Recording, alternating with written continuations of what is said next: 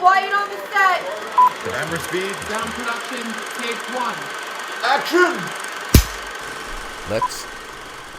Let's use our power and influence to change the world. It's the weekend. So, if it's morning, it's animation cartoons, and if it's weekend night, it's documentaries. I'm using this power that the film buff weaves now, because we're growing, my AKAPADers, my film buffers. We're getting there. Rock and Roll, 1983. It's one of the greatest animated films of all time. It's also part of a Canadian animation movement. We can look at Heavy Metal, which has a similar soundtrack, by the way. Really good contemporary rock music. The idea and what people think they know about music rights and movie rights and just the way how all of that stuff works, it always conflicts with reality. What gets repeated about both of these movies is the rights of the music will prevent the release, because you have to get all the rights together, and sometimes rights shift.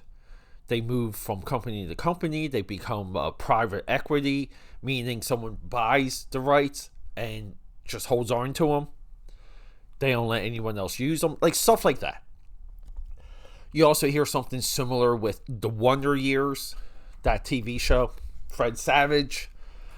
You always hear it will never get released, never come out on DVD because of the music rights. Some of this is true, some of it's not. I think it's case by case, and when it is true, there's still nuance and condition. So, we just have to be fair when we give that excuse. Rock and Roll is an animated film that has possessed me since I first saw glimpses of it on the USA Network. I remember this so clearly. I caught it late at night, USA Network, and I had to dig a newspaper out of our family trash. That was from a few days before, so I could look up what the name of the movie was in the TV schedule, because we would get local listings. What I saw, I don't remember a tag, like a buffer tag saying what the movie was. So I think later they will get really good with some of those descriptions. They would even lead in with intros and outros and stuff like that, like the Turner Classic Movie style. And it very well could have been TNT or TBS, by the way, guys. I said USA Network because I just remember at the time watching the USA Network Swamp Thing series. And, later in the 90s, they would have legitimate animation, which we've covered here. One of it being Mortal Kombat.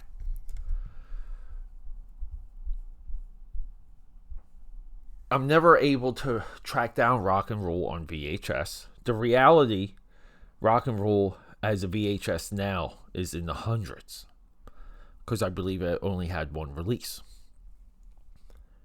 I think you guys know where I'm going with this.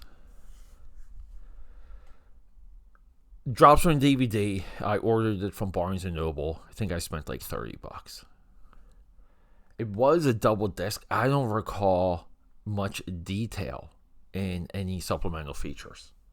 I may have not had combed them, because I want to say at this time in my life moved a little bit quick.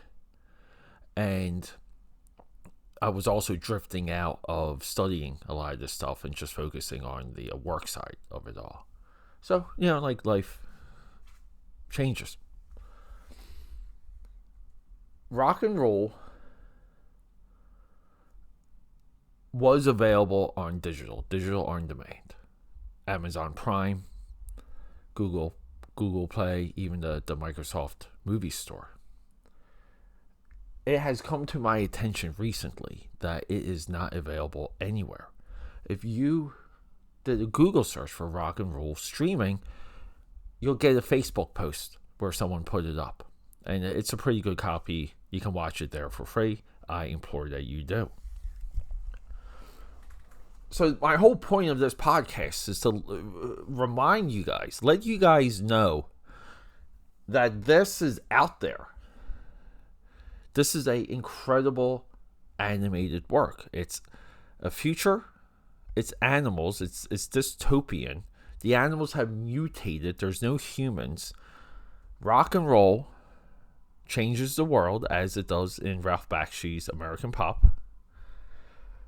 American Pop, heavy metal, and rock and roll is your trilogy, my friends. We have Lou Reed, Debbie Harry, Earth, Wind and Fire, Cheap Trick, also from the heavy metal movie. And a dystopian post-apocalypse. We have 80s looking characters, meaning it looks like that they walked off of G.I. Joe, Real American Hero, or Gem. I love the 80s style character design. It's an animal epic. It's something that Disney would never do at the time, which is why it makes it important. What makes it even more shocking that this is coming to us from the early 80s, 1983, and we see that there was a need and there was a want for this level of experimentation. We often cover 80s anime on animation weekends, and then we've been on a little bit of a break of it. But 80s anime or animation weekends, the more I go into the late 70s when it comes to anime, Japanese animation, I see more and more American style, American know-how, nuance, and then there's this paradigm shift. And kind of in the middle of all of that is the Canadians and the Canadian companies. And then it basically flows right back into the U.S. with the rise of the Cartoon Network, Nicktoons, so on and so forth. But this is a precursor to a lot of anime that people have developed into a cult following. And that's kind of where rock and roll is now.